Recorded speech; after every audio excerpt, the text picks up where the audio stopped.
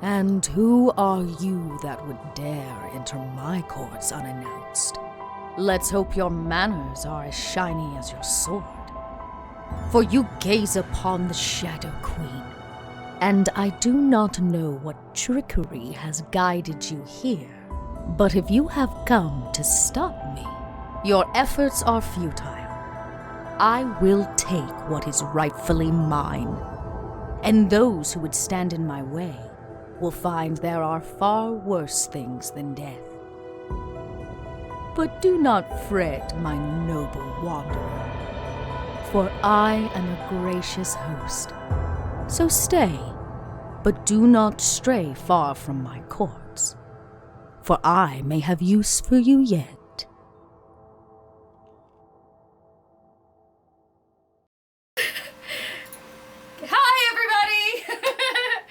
Hopefully stuff is working, things are working, you can hear us, see us. Welcome to a Monday here on Kobold Press. I'm your littlest red dot, back with this incredible crew of, folk to continue our playthrough, of course, of the Shadow Fae. But before we do that, we've had a week off because life, y'all, life. I hope yours is well.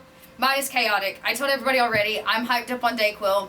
Dot's a little sniffly today. So if it gets weird, deal with it. Deal with it.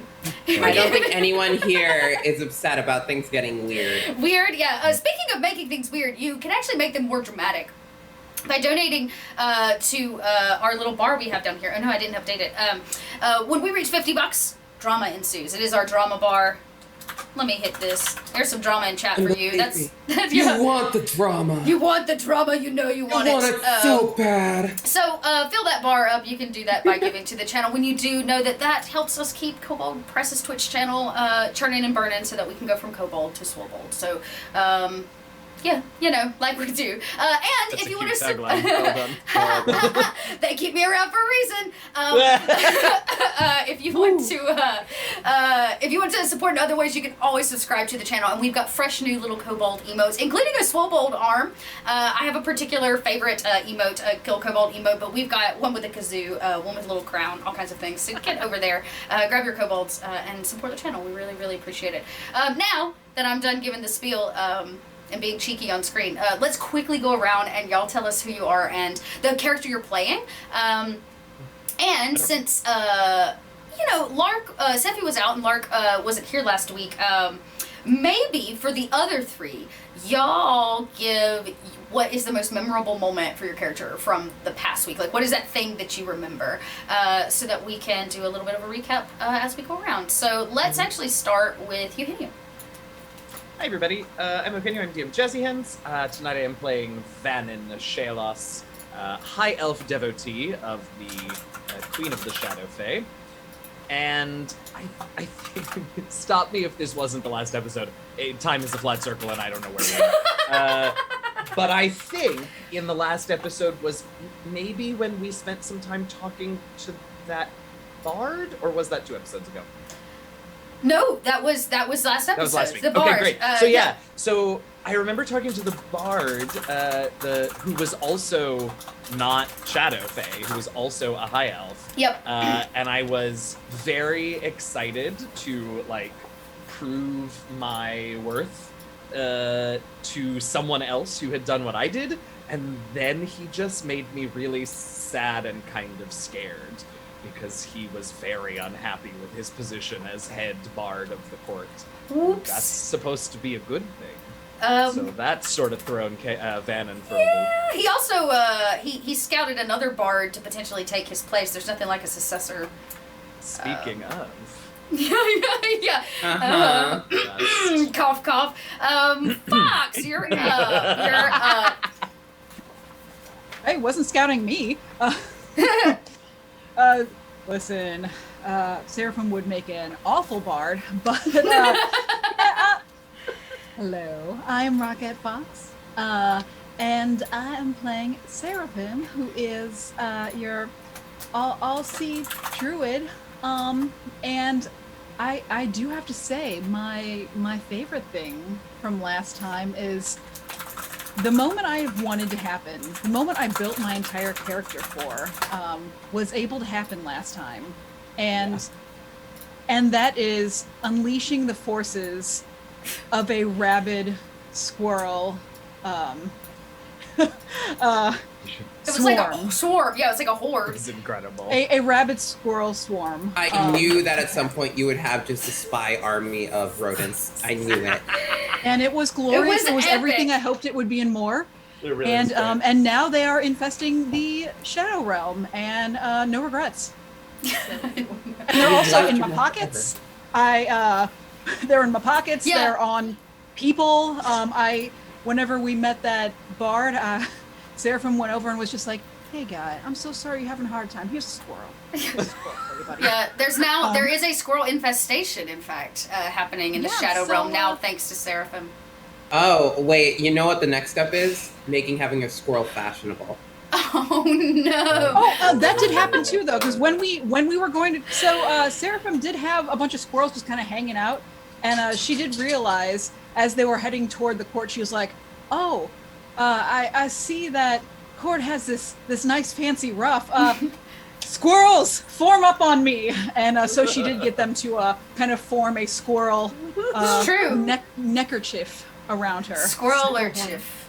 A squirrelerchief. I am So, so sad I missed last game. This is great. So that's That was ridiculous. that's really all. The most important thing about finally making it to the courts was definitely the squirrel or chiff. Squirrel con. Yeah, squirrel. Yes. Speaking of our other bard, Myth. Hi everyone, it's me, Cord, also Mythomatic. I'm playing Theoden Stelvir, who's a Shadow Fae Bard of Glamour, and I'm pretty hyped to be here. So is Theoden. What was my favorite thing that happened last time? I think my favorite thing that happened last time was pulling Vannon over, excuse me, and just having that discussion revealing Oh yeah. who Theoden is and what he's. Oh yeah. Ooh, what'd I miss? Wait, is this something only Theoden knows and none of us know yet? Well, not anymore. Not anymore. I mean, we were kind of aware he was a shadow fae. We just weren't Oh yeah, that we knew. kind of aware of to what degree and where the interests lie. Interest. Okay, that'll be fun. And of course, Sephi, tell us who you are, who you playing, and I guess the last thing you remember because. And you didn't get to tell us what you were wearing either. That was another big thing. Everybody got to describe their full decked out outfit. So clearly I'm not dressed up this week, but I will be next week. I'm playing Lark Grail, the Ore Nymph, Shadow Sorceress, and Hexblade Warlock. Currently, she normally has silver hair, like pale white markings, blue sort of corset, white plain overdress. But right now, she is wearing an ornate bustier, has bright red hair in an updo, has like this black ruff around her neck that's cut low, so there's a lot of bosom going on, and like a black dress underneath. But yeah, and oh wait, I mentioned she's red hair now, not silver. So Okay. normally a silver blonde. And the last thing I remember was basically meeting the tailor and charging the bill to the asshole ambassador that Lark doesn't like. It's true. Well, we last saw Seraphim when the kind of really handsome but also kind of harsh around the edges Black Prince arrived. He is, well, Lark would know that Seraphim saw him, and then Lark would know because he arrived to take Lark away back to the court. Our crew did their best to try to backtrack and find a doorway to the courts, which they did, infesting it with squirrels. And yeah, when they arrived, the courts weren't exactly probably as originally planned. They they were quiet. Things were hidden behind veils and shadow. There were pesky little fey creatures that play tricks and laugh at you. But it was this bard, and of course, for the life of me, I can't remember his name.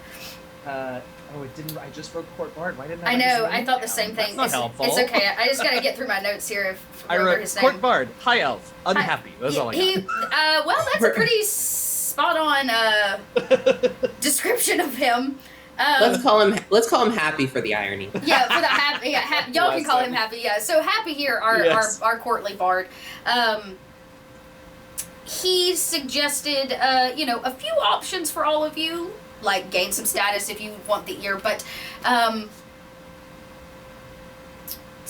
was it? Was Seraphim? Seraphim went out to the stables. Correct. Who went out to the stables?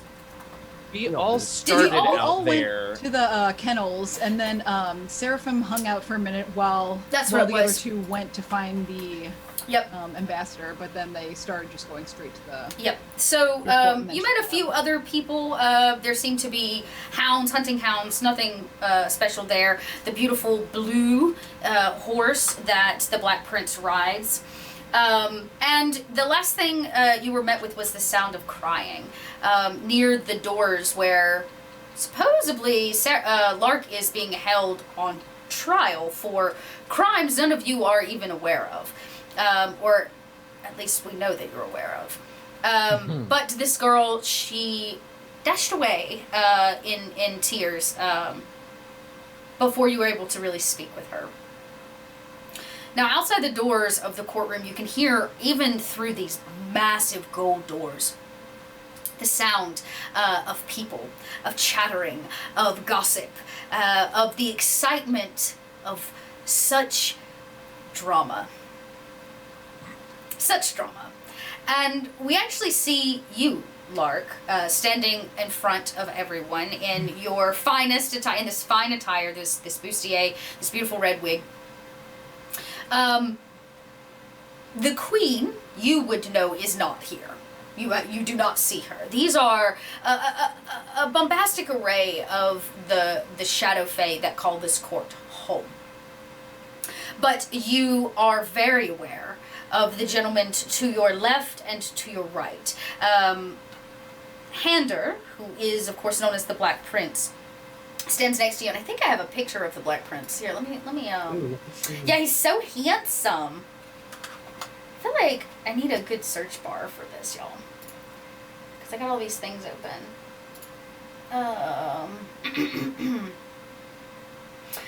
You also would see there is a gathering of the Courtesans, which are a beautiful group of shadow fae, including the very well-to-do and well-known succubus. Her name is Sapphire, the Sapphire Courtesan. She is double trouble, but also, she's the Sapphire Courtesan. All right, there he is. There he is. He has a large set of ram's horns that loop around the back of his head, and he wears beautiful purple, black, and gold. I call it the gambit hood, the one that fits tight around the face. That goes all the way up to the neck. And he's a very chiseled fellow. Very chiseled fellow. The court bard enters late, which is no surprise. And really, I guess you could say you're put on display at the moment. Nobody says anything. There doesn't seem to be any kind of hullabaloo. There's no smashing of gavels. Lark is standing pin straight and is just coolly looking at everyone, save the Black Prince. Oh, no eye contact is made. None. Were you present in the courtroom? The rest of it? You are not. You are outside the doors of the courtroom. How about this? You all can roll a perception if you want. If you want to be able to hear what might be going on. But the two guards standing there have basically told you you are not of a high enough status to witness such an event. You would just be considered... Ooh. Let me turn on Roll20 for everybody at home so they can actually see your rolls. Nope, wrong one. This one. Nope. Yeah, okay. Yeah, So we got a 14, an 18, and an 11. So, Seraphim, your ears, I imagine, like kind of tune in through this dense gold door. The other two of you just hear that hullabaloo of people. There's excitement beyond that door. You might be able to hear the slight sound of music because, of course, nowhere where the courts are gathered doesn't have music. But, Seraphim, you can hear... your ears pick up on something nearby, actually. You feel like it's just on the other side of you. And it's, to the naked eye, almost entirely invisible. But you hear the small voice. Yes, those damn squirrels! Oh, my friends! Yeah, you hear the kind of quaint voice of some kind of small creature, or in this case, maybe a goblin. And they're whispering outside the door, just off in the corner where there's like a kind of dense piece of shadow. And one of the gums goes, "Oh, I tell you, she's in so much trouble." And the other was like, I heard she was, she deserved it. She stole something from the queen. Oh, girl, no, she didn't. I heard. And they're kind of doing this back and forth. But it's almost like on the wind for everybody else. You can't hear that, but Sarah, from your little ears are attuned to these two gossiping goblins in the corner. And Seraphim can't see them though. No. You can see. You can like echolocation. You can tell which quarter it's coming from, but you can't see them. Hey, you two in the shadows. Hello? Oh, girl, you think she sees us? I don't know. Yes, I do. I told you that. Right there, right? I told you that invisibility spell wasn't done very good. Girl, I told you. And you just... Seraphim does not see them. But just because she kind of hears where they are, she's just going to start, like, vaguely gesturing in their direction. Right. So, you feel two small creatures kind of crawl up, like, your back, actually, because, you're a bipedal. Yeah, you kind of feel them, like, sit on you, but there's nothing there. And one leans over to one ear, one leans over to the other, and they go, "You can hear us?" Yes, but that's very rude. You shouldn't climb on people. That's... Oh, I thought you was going to the trial, girl. Oh, we're trying to go to the trial, but you see all this. They're not letting us in there. It's even more rude than climbing up on somebody. Hey, rude, So, she says. Rude, she says. They're doing like rude. And okay, fine, we'll get down. And they get down. You can hear their feet begin to like leave. Come back. Hey, wait, no. Hey, come back. I've some. Hey, you guys like granola bars? You like granola bars? A granola bar? Yeah, have you ever had these? They're real good. No. And she starts pulling out these granola bars. Real tasty. If you never had them, you're really missing out. They maybe even the most tasty. Girl, don't eat that. You know you on a diet. And it's like, listen, I ain't what I want to eat. These are made from some of the finest forest fruity berries you could ever. Listen, come back over here. I'm talking to you. Hey, no need to yell. No need to yell. And they kind of like, you hear a snap and the two of them kind of appear before you. These two goblins, they have, like cuffs, and like bouffant, dresses, they kind of look like little bells. Yeah. Yeah, they're like two little, goblins. And they go, listen, we don't want your granola, we're saving out for the party. You should too, there's gonna be the best food there. Oh, yeah, no, well, that's why I'm eating the granola bars now, so, I got enough room in my belly. Anyway, the point is, so, you are both so... You seem like gals who know a little bit of everything about everything about everything. We know what we know. Yeah, we know what we know. Yeah, no, I believe you know everything. You look like you know everything. You can roll a persuasion. You are trying to charm them a smidgen. I think I will. Where did you show up from? Oh no, that did not go well. Okay, so yeah, we know some stuff, but we know these games. You can't talk us out of it. We're going to that party, even if we got to go in as servants. Yeah, no, of course. Hey, listen, I would That's what never. y'all I are, would, right? Except for him. He's cute. I know, he's cute. You're yes, gonna go in his you servants, know what? right? We are, and we are actually. We were supposed to bring some things into the courtroom, and these boneheads aren't letting us do our jobs. And we're gonna get yelled at for it. Oh, You know how it is. these two guards stand there just like solid. They don't move. They're the same like armor with this like blue flame. They don't budge. They don't have a look on their face. They are unfazed by the two gossiping goblins.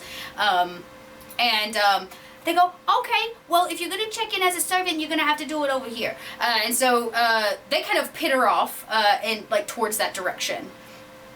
Seraphim's gonna follow. Yeah, hey, anyone can come. You know what? You can come with if you want. But I'm gonna follow these. Yeah, that's fine. You can do whatever you want. Théoden, do you follow? Is that a good idea? What are you doing? Why are you following them? Well, I'm getting in. I'm not gonna stand here with these armor guards. You can stand out here if you want to. I'm gonna go and see what's going on. Okay, yes. And you trust their route inside? Well, it's either we stand out here and just look at these two. Yes. Okay, very well. Yes, I will follow. Bannon is very torn. Bannon did not come to the Shadow Realm to be a servant. Listen, sometimes you gotta crawl through the mud to climb the tree, Bannon. Seraphim, please don't misunderstand. I have and always will respect you, but that wasn't quite the encouragement you thought it was. Yes, I'm not going to. That was a metaphor, yes? Théoden, you tell him. You tell him then. I don't know. We'll let him stand out here with these. And she just starts hopping after. You're hopping after. I think Théoden then stops. I will. We could. As he's kind of. Bannon takes one more look at the guards and sort of steps up to one of them, a little puffed up, and I presumably just no reaction whatsoever. Yeah, zero. Yeah, they don't budge in front of this door. I just lose a staring contest, sigh, and sort of gather Théoden and head after Right, Seraphim. just in time to hear kind of like the last clicking, but the camera again then cuts inside the room.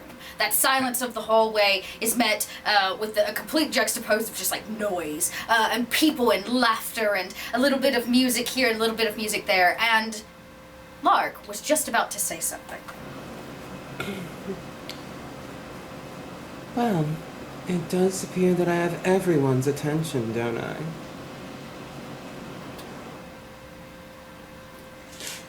There's Do you enjoy what you're looking at?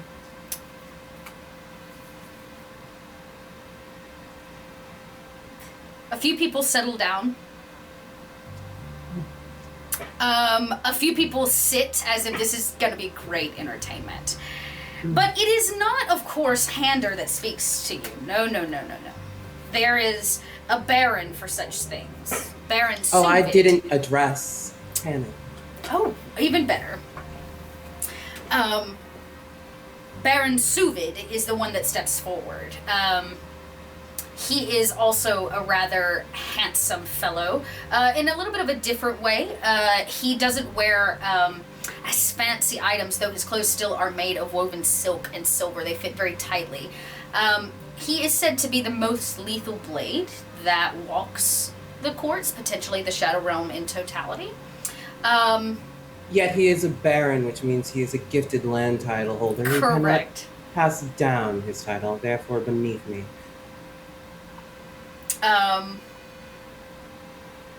Yes. He steps forward, almost too close, kind of right behind you, and leans over. Can I help you, Did you Baron? miss this? You mean having all the eyes of the court upon me? Yes. No, because I command eyes wherever I go. Should I have missed you?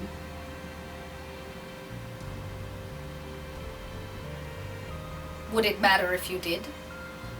Would it matter to you? Probably not. Then he kind of stands up tall. More's the pity for you. Everyone should miss me. After all, when I left, unless the queen was in the room, You were lost for a lack of beauty, weren't you? The queen is busy. She has Of course the queen is busy. She cannot gift her face upon everyone. She has asked For there us. are many people in this room who have never been graced with her presence. Most of in the all people its in glory. this room have. And as much as you talk big, and you bring your... Baron Suvid, I would like to remind you that until a trial happens, and until I am personally stripped of my title, you are beneath me. He says, that's funny. And I don't merely mean in looks, manners, and tact. You were stripped of your title when your parents were upon your exit. My parents were stripped. I am not stripped until it is actually an order given. I remain titled. Just because you weren't here doesn't mean the order wasn't given. Mm-hmm. I will believe it when I hear it from someone of status, won't I? This point, Hander turns around, the Black Prince. He's significantly taller and broader in stature. And he says, I gave the order. Oh, so she gives an inclination of her head and a slight bow. It appears that the prince has seen fit to speak to someone as lowly and unlanded as I am. What a blessing Well, to this poor wretch. Even without a title, every single person in this room knows who I am, it's true. including you. Also true. But we also are aware of your crimes against the court, against the queen herself.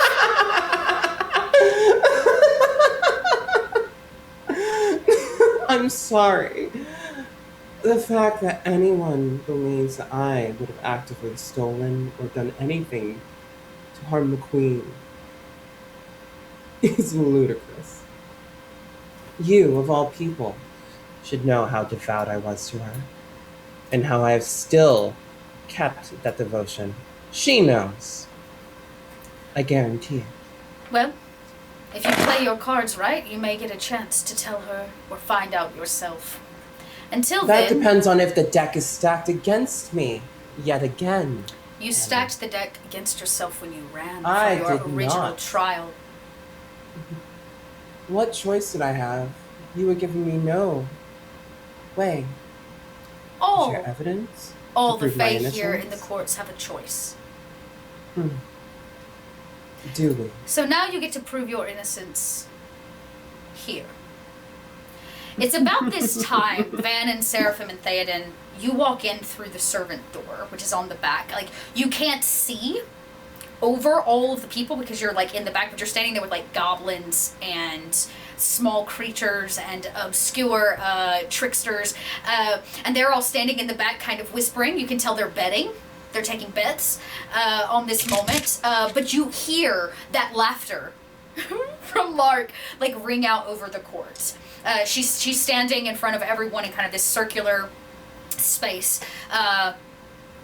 with this, Seraphim, you would know this, with Hander, the Black Prince, on one side, and this other figure you do not know, blonde Shadow Fae on the right. He does seem to be of import, though. And I would say at this point, Hander turns to Lark and says, would you like to explain yourself to the people of this court? As to why you chose to run the first time around, since you seem so passionate. I look at Hander, dead in the eyes.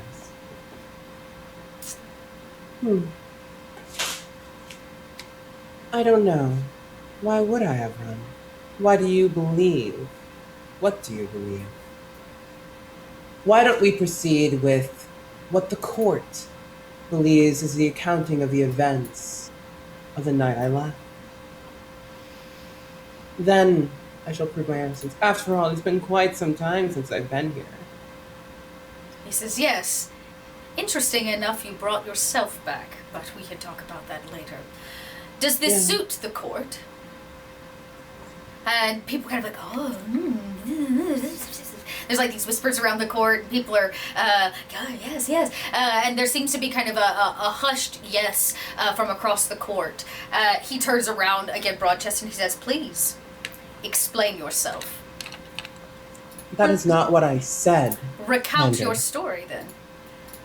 I think at this point, I do want to say, whenever he says, Just killing "Oh, you brought yourself," and there's like a hush whisper, Seraphim is gonna like elbow, probably Theta, and be like, we actually brought it back. We all came back together. God. Oh, I need to know something. You said that out loud, don't you? Just to clarify, is he pointedly ignoring the fact that I said that the court should recount the events as they recall them first, like any other trial? Yeah, I mean, he could, for Dot's sake, That's fine. the question is like, what would you like me to recount? He would say, hang on, I need to, okay, you look out, Seraphim, there's enough popcorn in your Blessings. mouth, that they didn't hear what you said. what at this moment. I imagine there's Oh my like God, a I just giving, had some like, popcorn. popcorn to the goblins. and, like, Incredible. All right, my God. what does, Theoden, in this moment, Yeah, I think Theoden in this moment adjusts the frills on his collar, casting Guest of Honor at level 2, and then says with a booming voice, "Ladies and gentlemen of the court, may I present to you Lady Lark Grail as current Master of House of Whispers. I grant thee Mistress of the House of Whispers." Oh, think surprise Vannon- witness! I think Vannon just says, "Oh, thank God," and like takes off whatever pieces of servants' clothing. okay, Seraphim, thanks, do you Sarastra. join them, or are you gonna stay with the servants? Sure, yeah, no, she'll. I mean, she's kind of doing both. Like, she's kind of gonna like scooch forward a little bit, but also she still has the two goblins on her, and she's still like passing the popcorn around. So. I imagine everybody in the room then turns towards this booming voice of right as the Black Prince gets ready to recount what the court knows. He goes to open his mouth, and instead we hear Theoden's voice ring out. We have a surprise witness! A surprise witness, everyone! Surprise witness. Theoden, I'm gonna have you tell me what the spell does, and then I may have to make you make a check. Yes. Target gets D4 to my charisma checks. And Okay. While he's doing that, while the attention my has been garment. turned to Theoden, I very quickly cast Fey Glamour on myself. Yes. Okay. Correct. Yeah. Okay. and- Go ahead and roll that with the D4. In my courtly status check or whatever is has a +2. Okay. Well, so I've got a 9 right now, and that's going to be for 20 more minutes. Okay. Yeah. Oh, that's right, because you got the boost last time. Yeah. Okay. Okay. Go ahead and take the advantage on this. Okay. Yeah. Okay. Oh, okay. A 17. Okay. Well, that did very well. Advantage. They buy it between your clothes. This collar that you are sporting, you are in fact a shadow fae, a bard nonetheless. Everybody is. If there was a spotlight, it would go to you, and it is the perfect distraction. No, not a single person notices Lark turn on this fake glamour, which is definitely going to be needed. Okay.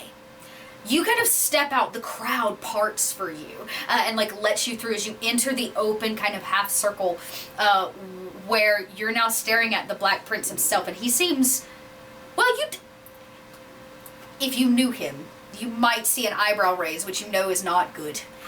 He's not happy, but everybody I step seems in front of the enamored. Black Prince Ooh. and hold my hand out to Theoden. Lord Theoden, it is lovely to see you. Is it not? Yes. Yes, it is. And he kisses your hand. And he holds it up. Since you give me so grand an introduction, I might as well introduce you. Allow me to introduce Lord Theoden, my cousin in the House of Whispers. Oh, House of Whispers. Oh, yes, goes, oh, have you seen him before? I don't know. He's kind of cute. Oh, yeah, I know. And so there's like this whisper across the courts between everybody as everybody's like taking this moment, and what was meant to be a trial has turned into kind of this like public display of status. Now, if you must know, my dearest, greatest Black Prince, my issue, well, not my issue, but the reason I left the courts was a coincidence. I heard tell that I had a distant cousin that was trapped within Midgard. I went to retrieve him, and to my overwhelming surprise, it was this man you see before you, elegant and eloquent as any member of the court. From over kind of near the servant area, Seraphim's gonna be like, just kind of shouting from the crowd, oh, hero, that's what heroes do. That's heroic behavior. Okay, Lark, that is kind of a lie. That is kind of a lie. It is kind of a lie? Kind of a lie. It's a bold-faced fucking lie. I think, well, here's the thing. Lark is thinking, the truth is that this motherfucker, this Black Prince, set me the fuck up, and I can't do anything about that without proof and evidence. Right. So the next best thing is a plausible lie. Okay, make Seraphim's trying to hype man it. Let's you start getting people hyped. People are like, oh, adventurers. Oh. That's so heroic. Heroism. Let's get a deception. That is a charisma check, so you do gain Deception or persuasion? You're deceiving them because it's a lie. But I'm a very good liar. You are, but it is find still a out. charisma check. You still get advantage. That is a 21. Holy moly. Okay. People are like, oh, there's kind of this like breath across the space. You hear the two gossiping goblins. One of them goes, ooh, somebody's in trouble now. You're like a whack against somebody's head. She goes, no, girl, she's not in trouble. And There is also one thing. Distant cousin Theoden is. Extremely distant. I have brought him here to make sure that we can find his other familial connections. I learned of my unfortunate banishment within Midgard and thought it was best that I search him out first. Thus my long absence. Why else would I willingly come back? now you can roll a persuasion because you have successfully lied to them. Now you can roll that one with advantage too. Go. Shit! Ooh. I cast Liar's Gift! Yes! Okay. Tell us what Liar's Gift does. Liar's Gift. Fuck. Okay. Liar's Gift. Liar's Gift makes me the most barefaced, untrue seem possible. You gain advantage on charisma checks. On a failed check, the creature knows you tried to manipulate with magic, but if you successfully lie, that creature, they have friendliness. Okay, you did lie earlier. Okay, so how about this? The courts believe you. This seems like a very kind of clean lie. I left to go find a long-lost cousin, and look, I brought it back. I came on my own. Like, all of that pans out.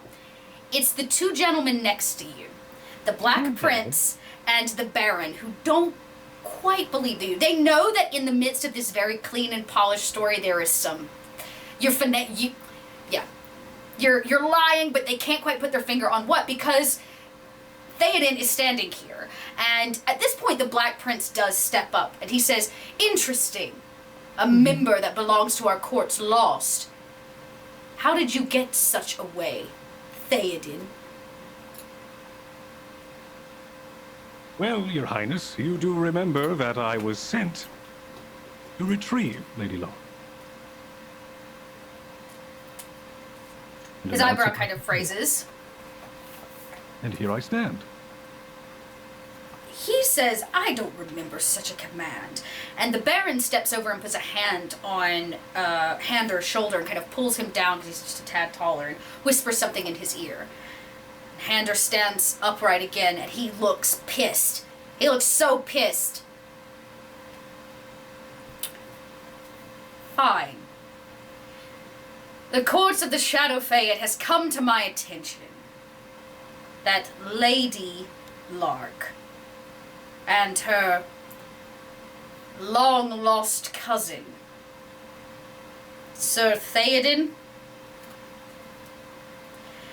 have returned to us under strange information. Since none of us would like to wait until the change of a season, we shall allow them to stay until they have gained enough favor to stand in the Queen's gaze.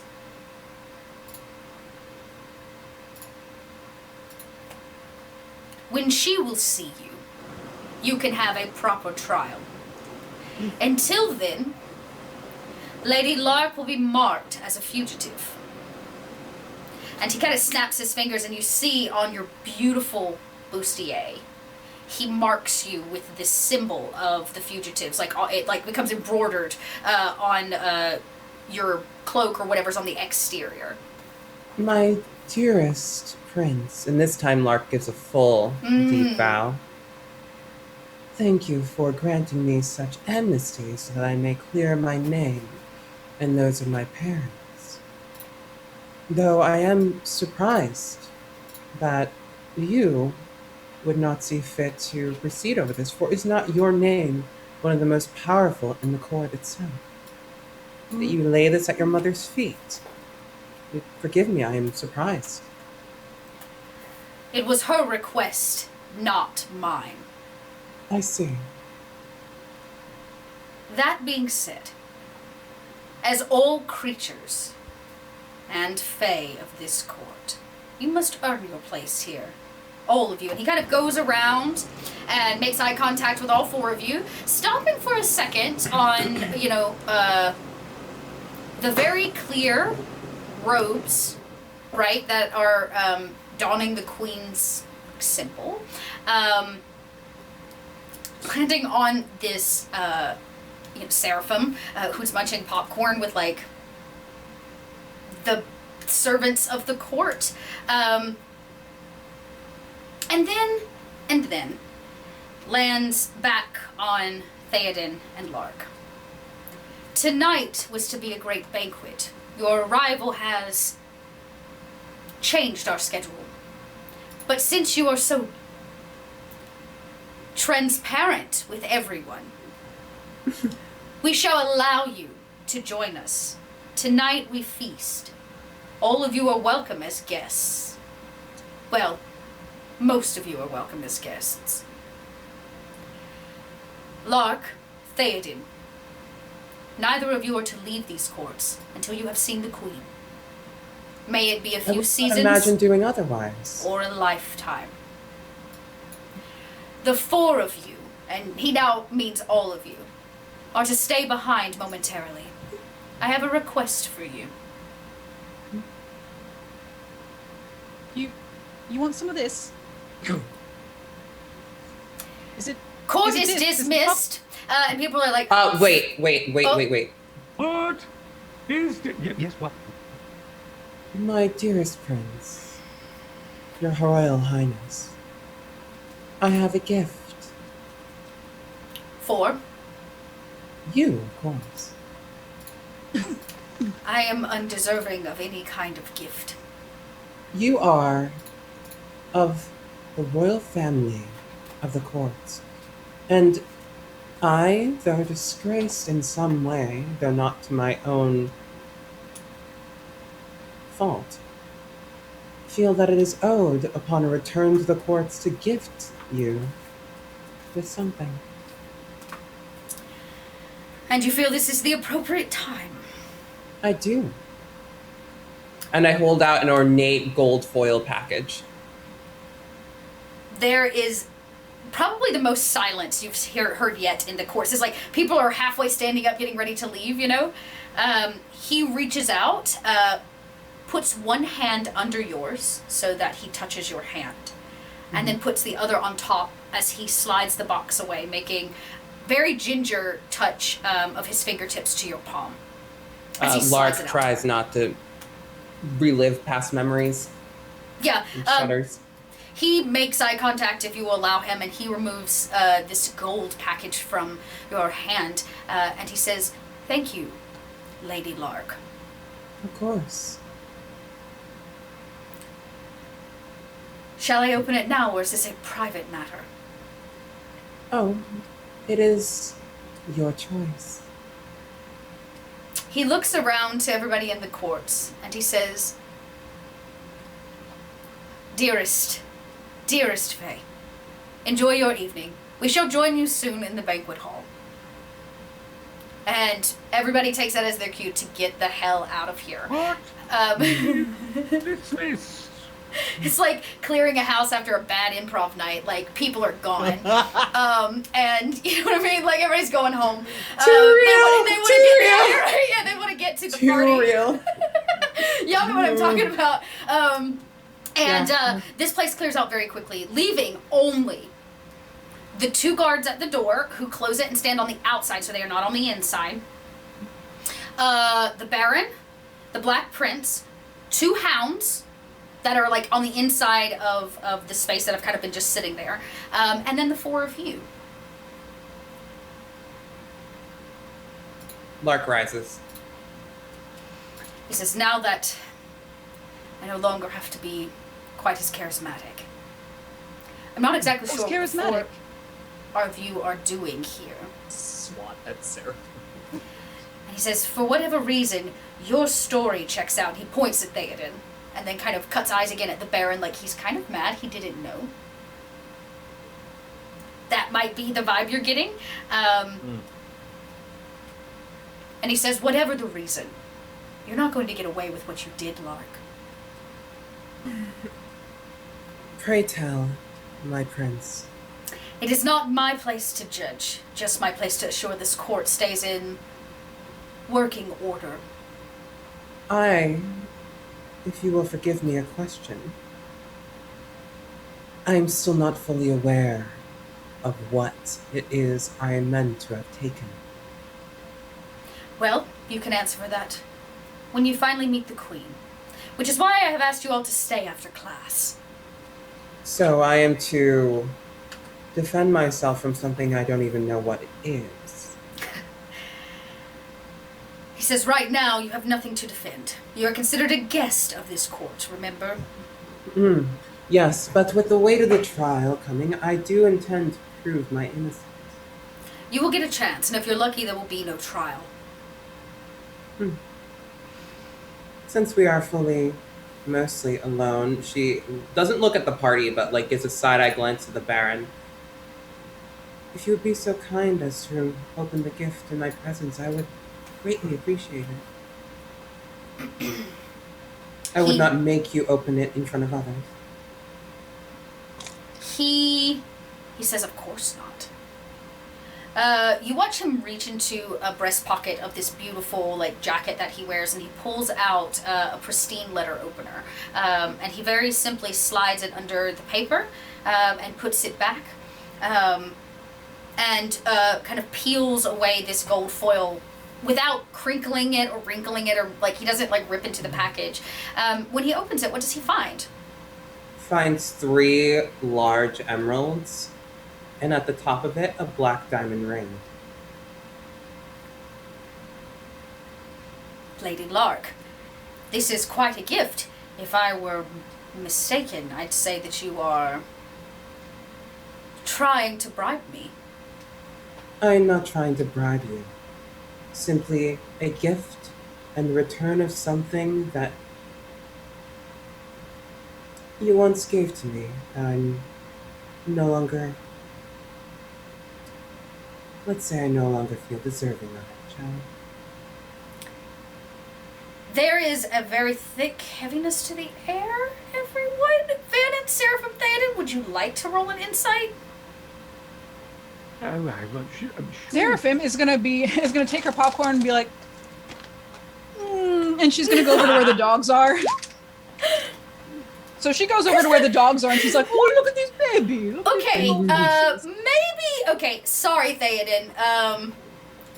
Sorry, Theoden. You definitely don't pick up on the past romance or the past romantic tension that is there, in which we do get. You do get. So, Vannon, you pick up on that kind of heavily. And he takes the black ring, holds it up, to check it, and then slides it on. He goes to slide it on one finger and then stops, questions the finger, and puts it on another. And as he does, he says, "It fits perfectly. You remembered my size." Of course I did. And you said it was emeralds or rubies? So there's the emeralds that we got from the ambassador. The ambassador.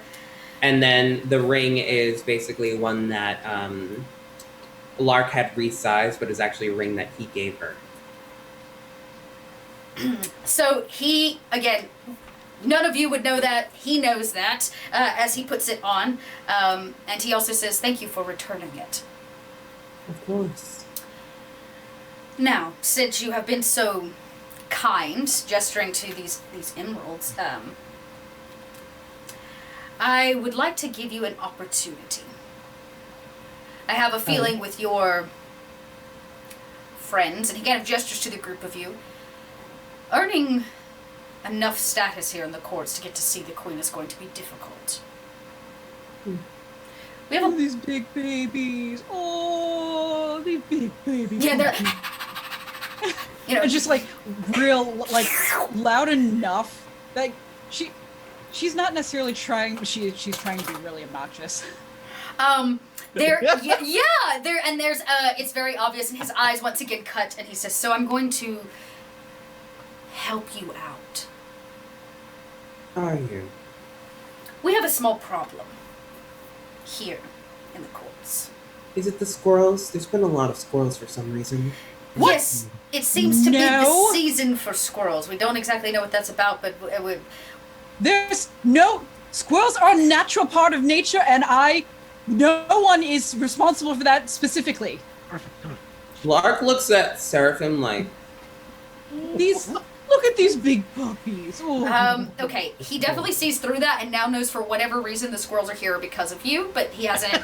She is literally wearing a necklace of squirrels. Yeah, blame the squirrels every She time. still has squirrels He's all up definitely on her. assured he just hasn't figured it out yet. He says, "But this one is no easy task. But if you complete it, it should put you in a position to gain enough favor where you can speak with the queen." my prince, when have you ever given me a task that was easy? Never, because you've always completed the hardest ones. Yes. Here in the courts. Now, is the Baron here going to be our constant overlooker? The Baron has no time for such trifles. What a cute dog. Does not have enough time for such trifles. He is simply here to assure that this meeting remains cordial. Actually, Baron, would you like to fill them in on our little problem?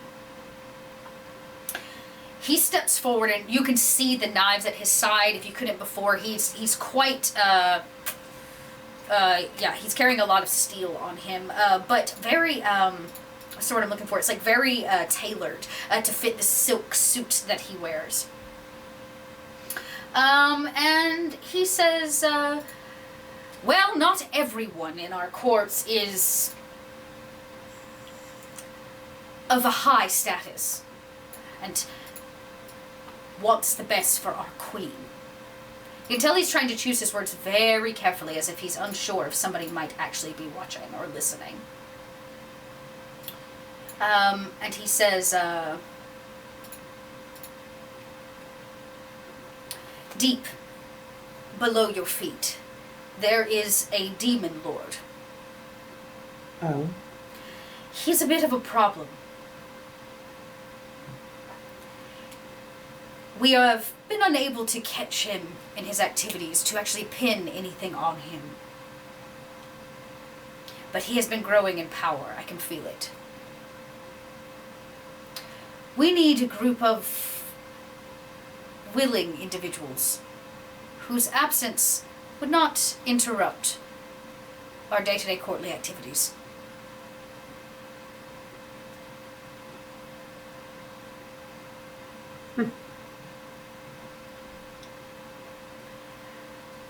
Does that seem to be an issue? He smiles as if that's what he wanted to hear, and you are all, yeah, that's what he does. I'm going to solidify a meeting with him. He does not know you are coming. He doesn't even know you're here. But his interests, I believe, are against the Queen. I'd like for you to prove it. And if it is true that he is trying to unseat her, you are to stop him by any means necessary. So are you wanting us to frame him or something? Seraphim, I just want to make sure we're clear on what we're doing. we're clear enough. Ooh. I know it has been a while since you have been home, Lark. Lady Lark. He corrects himself. Am I still a lady? So says the prince. The prince, like, puts a hand on the Baron's shoulder, and he says, you must understand. This demon lord, he exists here because we've been unable to prove anything is wrong. Do what you must, but his obsession with my sister is where my interests lie. His obsession with your... My... prince? May we speak in private?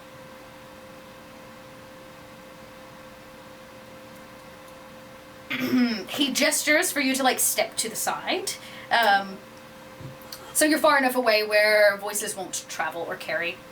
I cast Dome of Silence over the others. Oof. There you go. Nice. Hold on, I gotta mark that, because I forgot to. My spell slots. Okay, that's... Okay, that's 4th level. Okay, cool.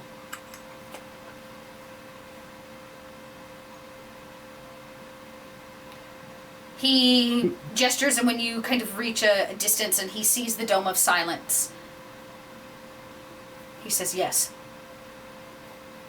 Why is the Demon Lord obsessed with your sister, Hannon? What happened when I was gone? Quite a lot. There are certain things out of balance. I don't know Where is if your you... sister now? Hidden away. No doubt locked in a tower somewhere. She will be more than likely at the ball this evening, if Father lets her out.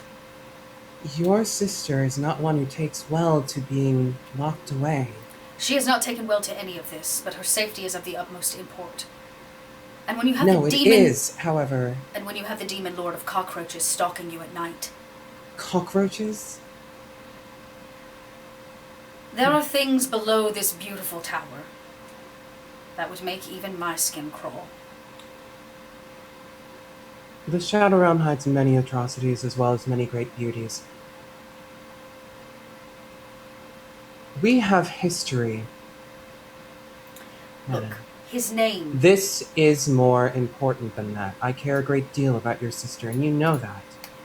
As do I, which is why I am asking you. Go down there and sort this issue out. Step on him for all I care. But he has to stay away from my sister. And It more will be done. importantly, he has to stop absconding with the Shadow Fae. We have heard stories of what he does, his rituals. Takes people away in the night. Buries them neck deep in rubbish and garbage. Heaping piles of trash. Performs rituals where roaches scar the face and eat their eyes, and if they survive, when the ritual is done, he drops them back on the streets of the court. He's obsessed with power and unseating everything that we have worked to structure here. You know I need no more incentive than he's going after your sister. He does not know that you are here. No. I suspect if you all play your cards right, he might even ally with you. A good reason to get more information out of him. Are you certain that you want that and not me just to squash him? Squashing is always an option, if you think you can. He is a demon lord after all, Lark. And I am a lady of the Shadow Fae.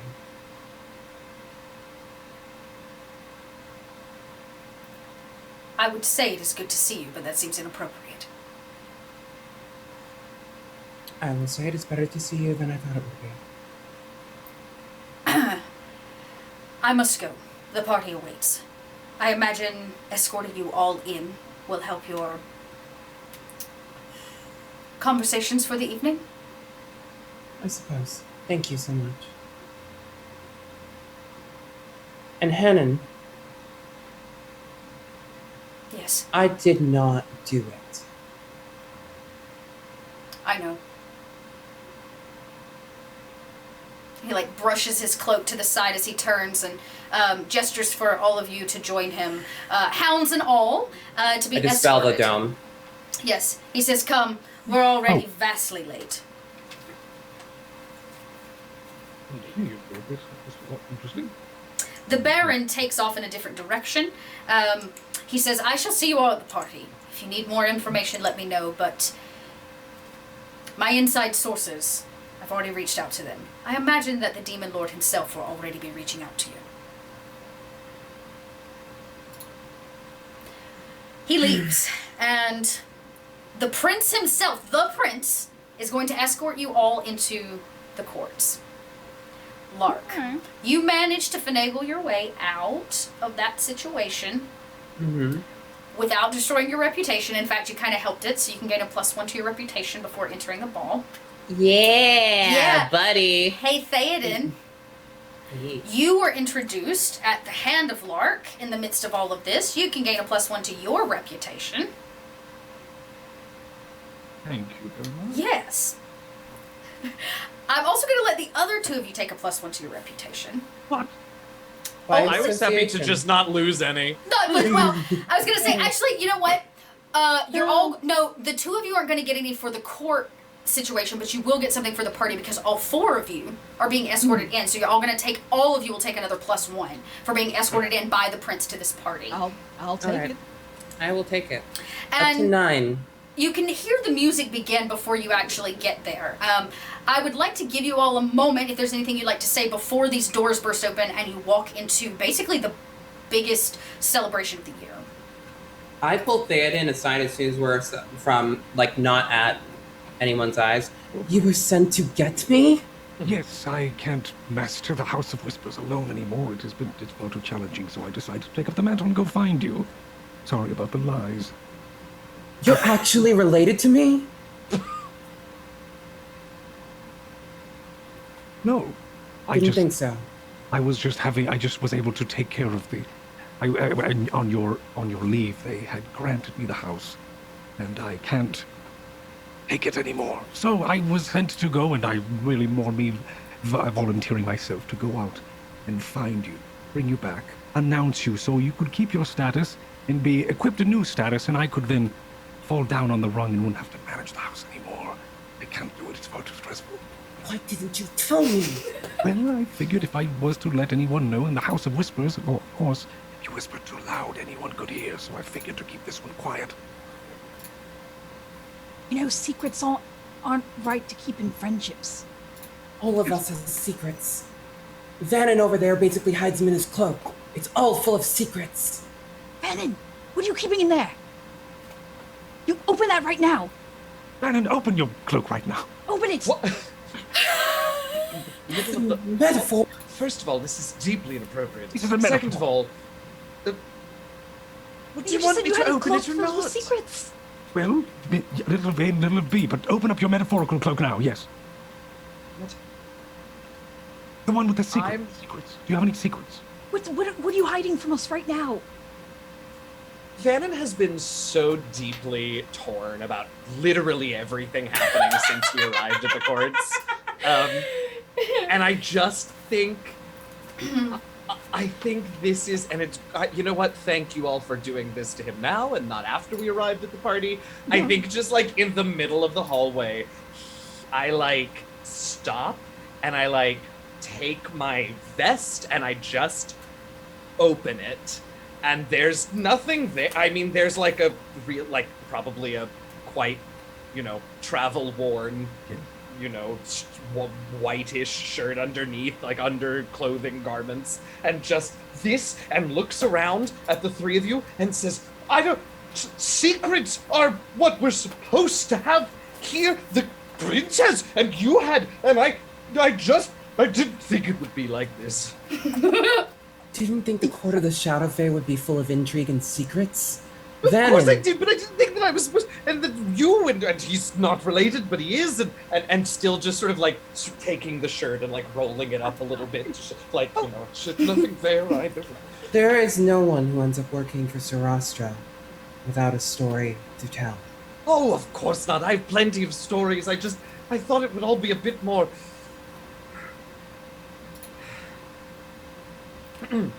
What, nice? Let me tell you, Vannon, the courts are not all what they're cracked up to be. They're lovely in their own way, but I think that sort of like very direct realism sort of settles me a bit. And I just take a deep breath and say,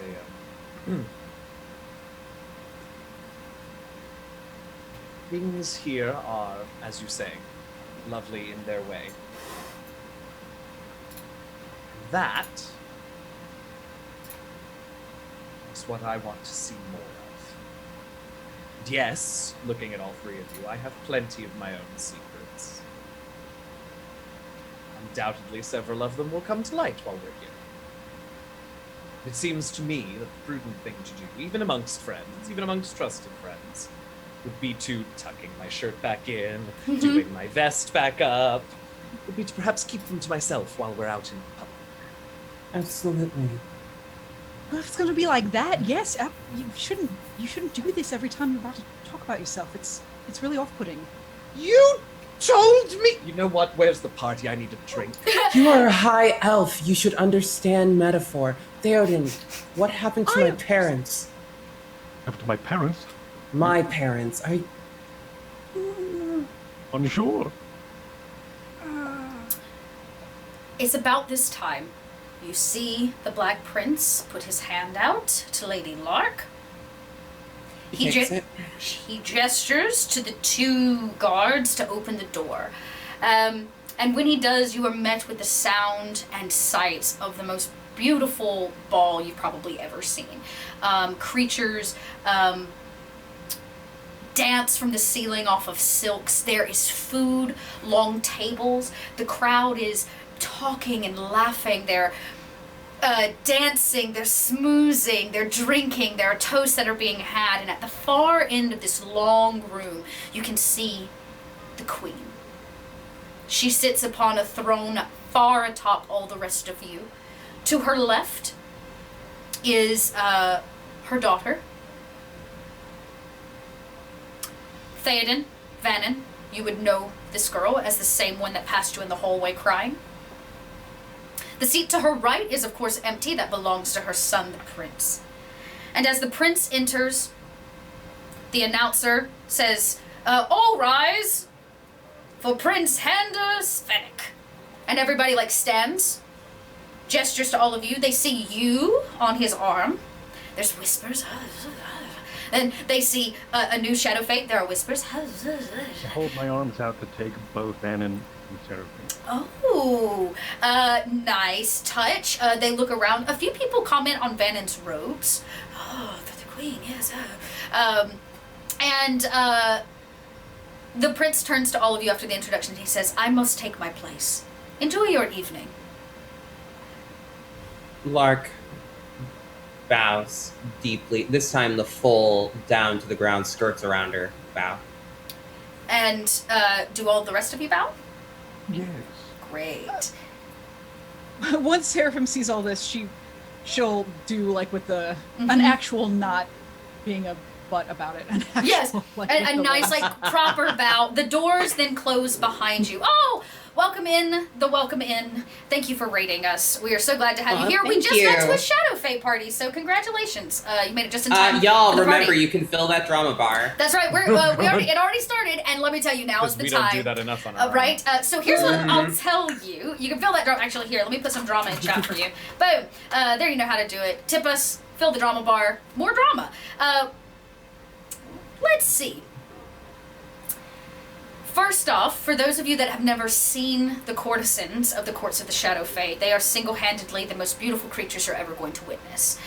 Some of them lounge about, right, near the feet of the queen, I guess you could say on her stoop, right, the stairs that lead up to her at the end of this room.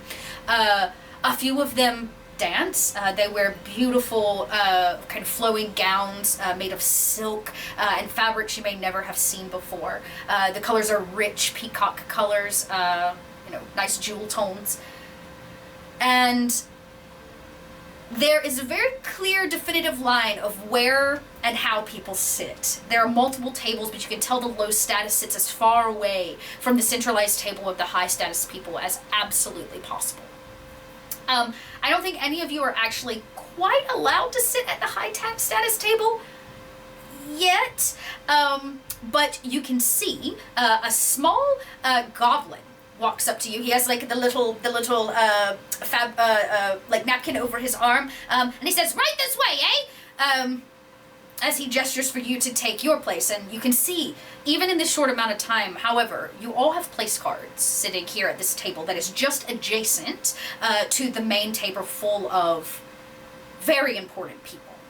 Kids table. Yeah, basically you're at the kids' table. Sorry. At least you're not in the, I was gonna say, it sounds like the teen table. Yeah, it's which like, is the same, but yeah, we tell them it's different so they feel yeah, bad. yeah, exactly. Not in the dungeon. Yeah, and it's not in the dungeon. It is not Right. in the dungeon. Whenever the goblin first starts to lead us away, Seraphim is gonna be like, small sir, I have a question. I have a question for you. So I see a lot of tables and a lot of chairs and a lot of two-legged persons, and I don't know if you were expecting this and all, but as you'll notice, and she kind of turns to the side, you'll see that I spot four legs. Ow. You see him like snap. He's like, "Oh, you need a booster seat. Got it. Okay." He like snaps, and he snaps, and a bunch of other goblins run over. Two of them remove the chair where you're supposed to sit. That is clearly meant for a bipedal creature, and they replace it with a special chair meant for a creature with four legs. Only made. I don't mean to be in trouble, but I really. Shadow Realm. Yes. So as we enter, all of us, You bring it. I want to do a play on one of my class features, which is Taint of Great. Shadow. I want the shadows to start like flickering and flaming around us, like both like whipping around and moving. It's sort of like tentacles, but also like being lit with like this purple flame as we Okay. enter. Yeah. I want everything to seem a little bit more intense as we walk there. Yeah, and maybe there are even some eyes, if you're a rather perceptive creature, that cut from the main table over to all of you. They are noticing you, which doesn't always happen. In fact, what is everybody's passive perception? What do you say that? It is 15. 15. Oh, that's right. We have the same one. Okay, perfect. Theoden. Vannon. Vannon, you would notice it, but Theoden, you can feel somebody's eyes on you. Somebody's watching you, and not in the like, oh, I'm like gossiping, like somebody's watching you. I peer into the crowd. You begin kind of peering, and your eyes lock with probably the most beautiful creature you've ever seen.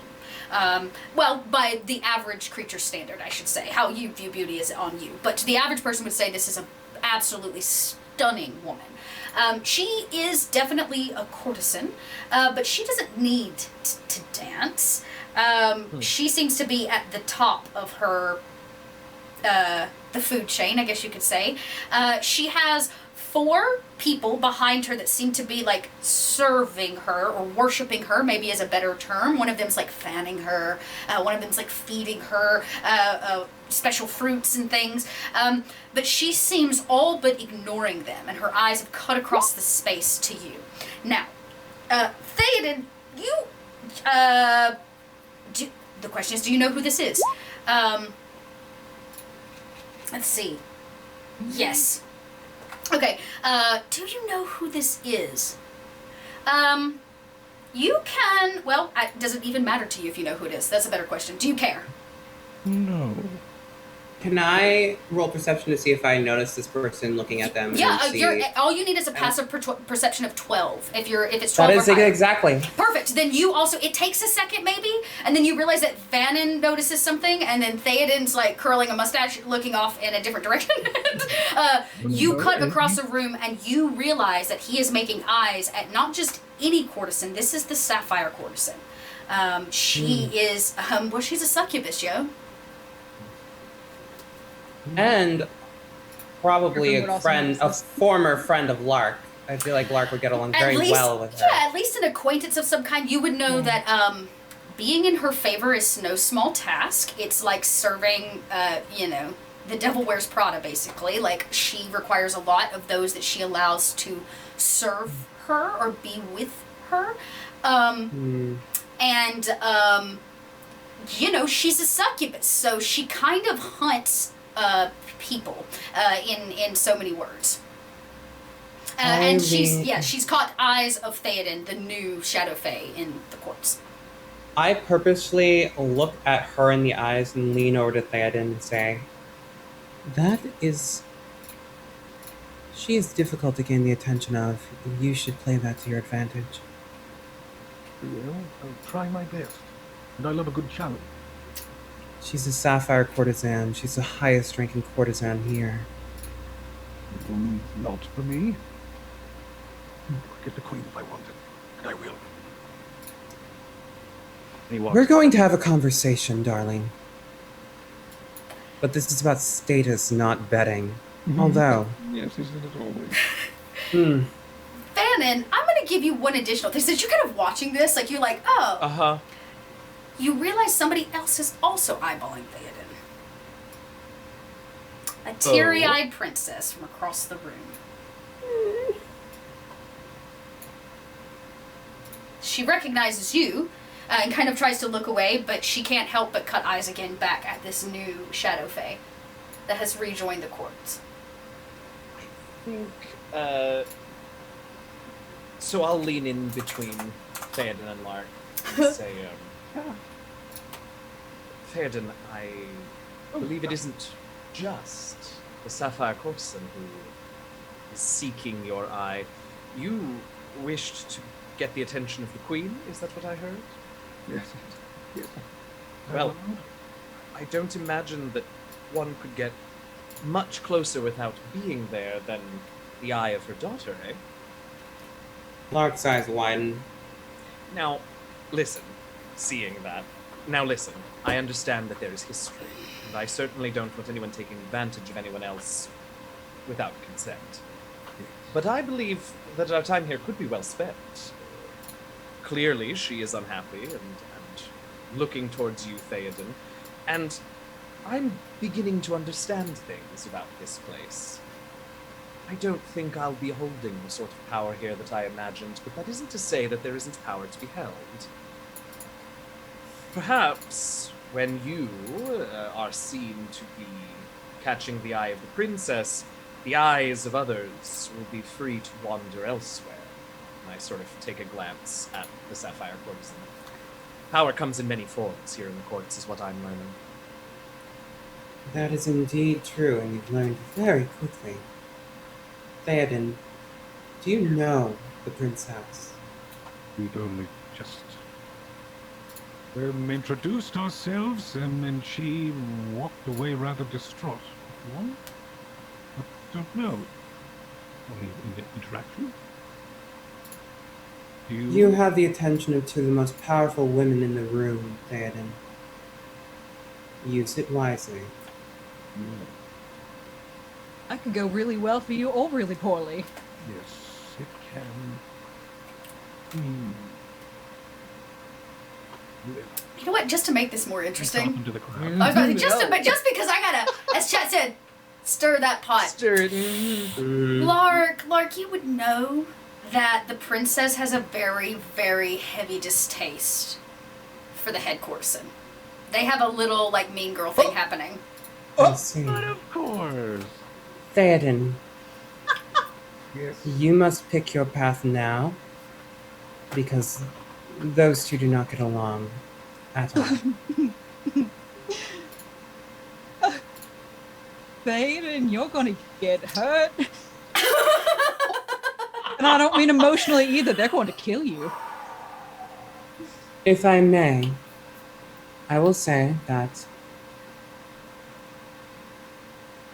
no matter what happens with the situation, you are not untouchable by the other.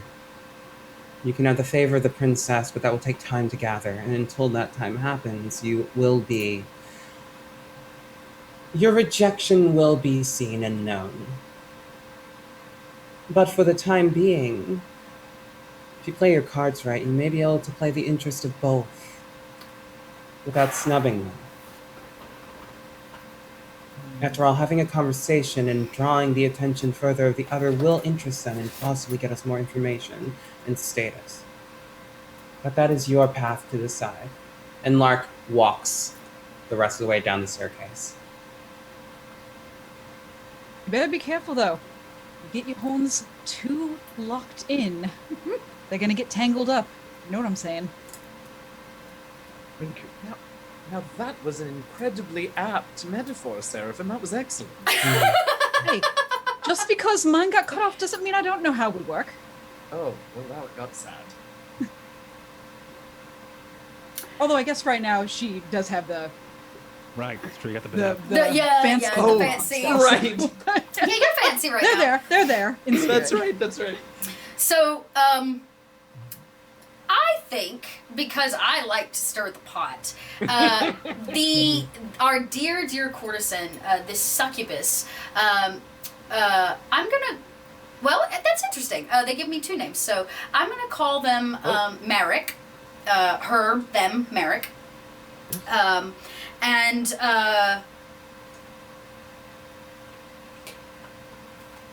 she pushes the fae away that has been feeding her fruits, and she takes that same hand and she puts it up and she gives you the come here finger, Theoden, Oh, across the okay. room.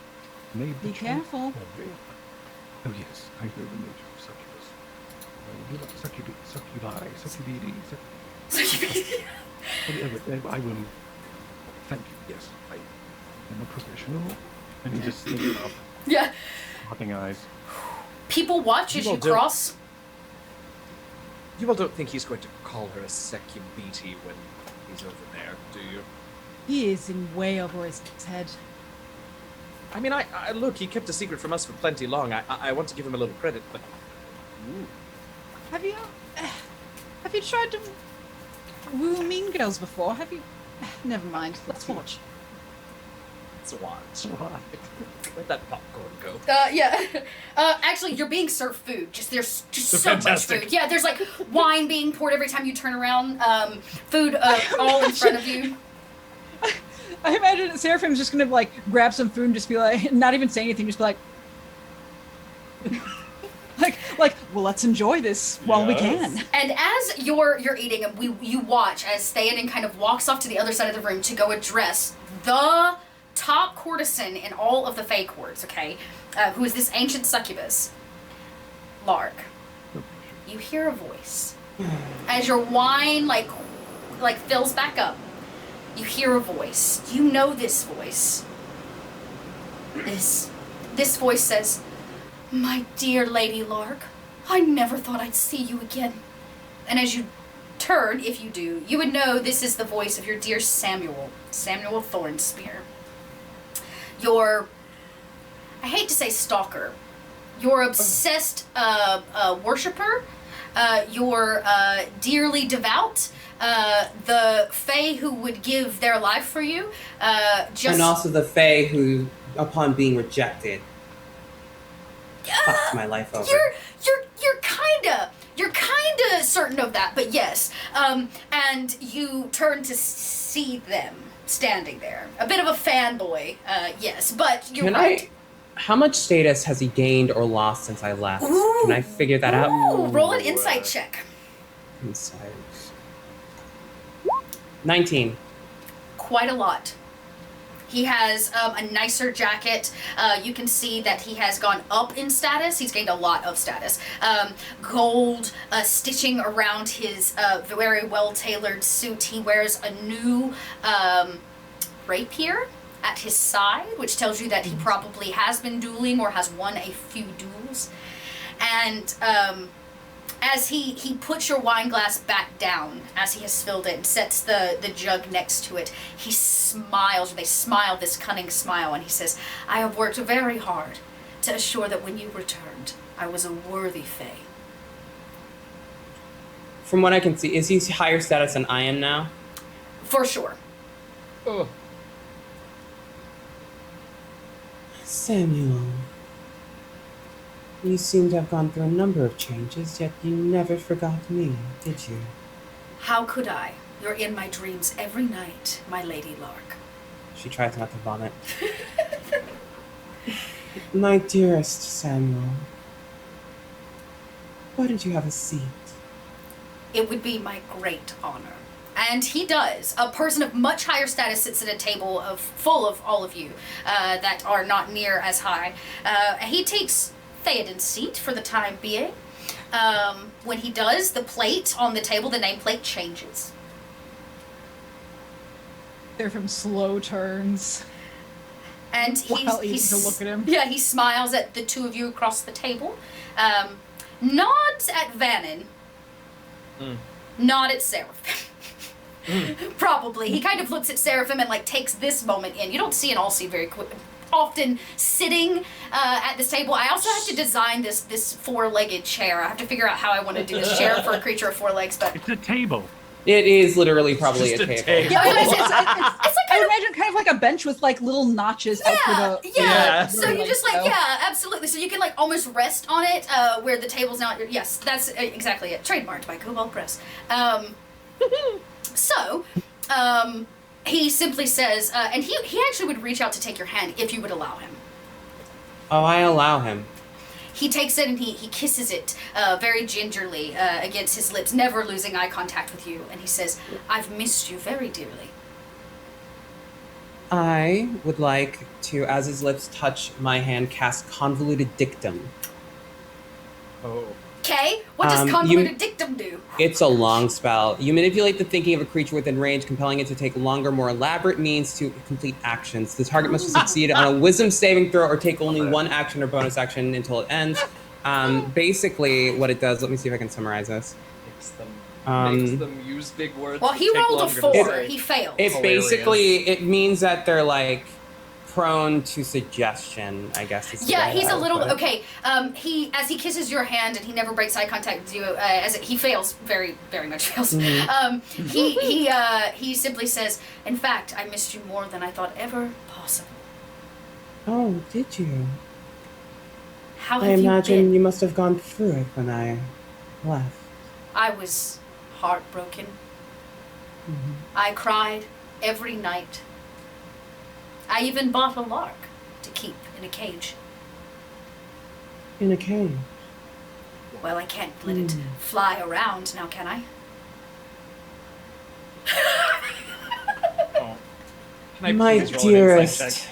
dearest. Seraphim is gonna dearest make eyes with Samuel, Bannon. Tell me, what did you do the night that I left? Other than Sweetheart. wailed myself to sleep. Before that. I dashed away to the prince, begging him for your forgiveness. To be forgiven, for you to be forgiven. I knew that you could never have possibly done such an act. Oh, you knew. How Well- did you be so certain? Word gets around the courts very quickly, and when Lady Lark herself is put in handcuffs, well, that is the most horrible news that I could possibly imagine.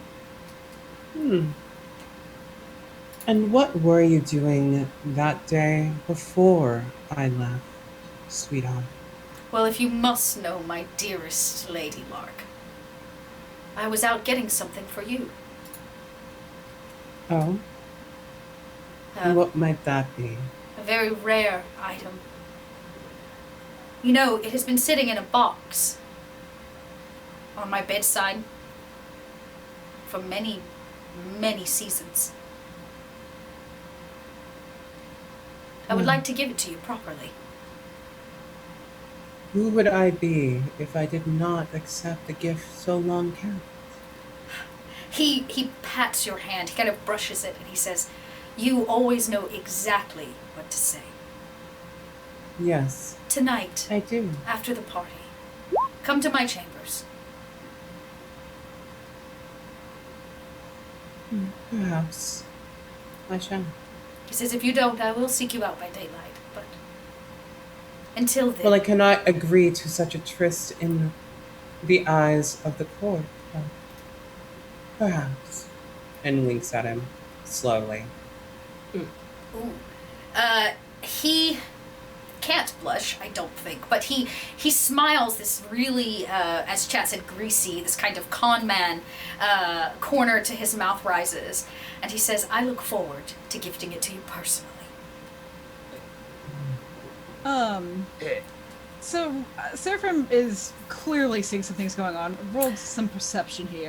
You rolled a 14, so what you see, because this is just really eyes and ears, you hear the conversation, he doesn't keep anything from you. If you want to know more of his intent, you can roll an insight, but at the 14 perception, you pick out a few things. He's very faint. She's more trying to see that Lark is trying to get something out of him. Oh, And I would say there's definitely something there. And I feel like they would probably know each other well enough at this point to know that this is a pointed conversation. Yeah, he crept up. He was obviously very creepy. He was kind of too forward. And there seems to be history there, but this is not the same kind of history as, say, with the Black Prince, right? This is a different kind of history. A little, yeah. So, just for funsies, Seraphim's gonna cast Trick Question. Oh! Ooh. In which, he can try to get out of it by making a... Oh, You no! rolled a nat 20. It's okay. Unluck on that. Yep. I cast Unluck on that as a reaction. Oh! Okay. He has disadvantage on the roll. Okay, I rolled a 14. His wisdom is actually not that high. He's not, that is not his skill set, so that makes that a 15. I'm so glad I took that. Yeah, that makes it a 15. Does that still beat it? 15. Ooh, that's No, it's the same. The spell save DC is 15. For Seraphim. Yes. Oh, right there on the screen. Yes, you're right. So I'm gonna give it to the player, because that's always my rule. So essentially, I phrase a question in a way that can be answered by one word to a target that can hear me, and the target must answer the question truthfully. Okay. What is this dear question? Dear question.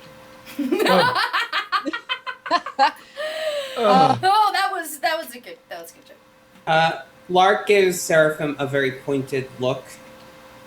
Like, for a brief moment, like, I hate this man, I hate this man, I hate this man. Trying to transmit the fact that she thinks he's responsible for everything. But yeah. So when he's done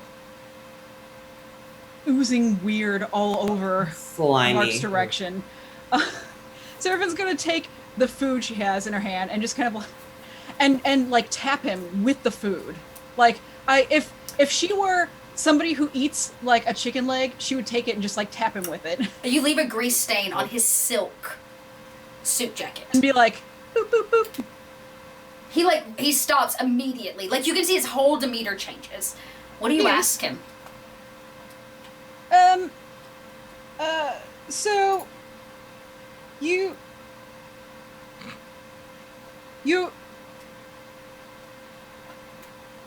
this thing that she's being accused of, you did it.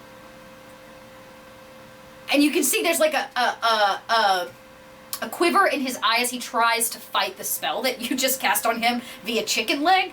I cast Prestidigitation to magnify Seraphim and his voice. He goes,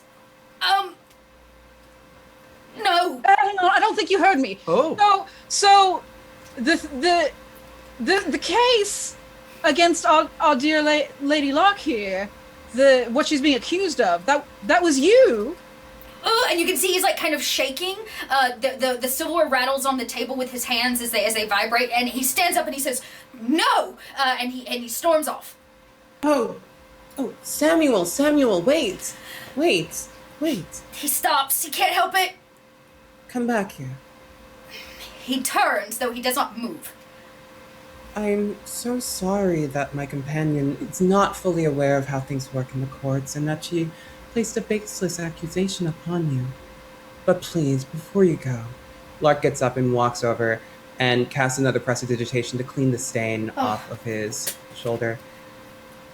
You must always be correct, especially when leaving a lady's presence, and I could not bear to see you leave without it. And she caresses his face. Isn't that right, my darling? You can feel his head lean into the palm of your hand as if he's waited a very long time for you to touch him. And he simply says to you, he says, "I don't know what kind of tricks you are playing. Me? I didn't know that. Your friends are playing. My friends. My mistake. But I did not take anything to make you guilty. I have only ever done everything so that I can assure your hand. By any means necessary."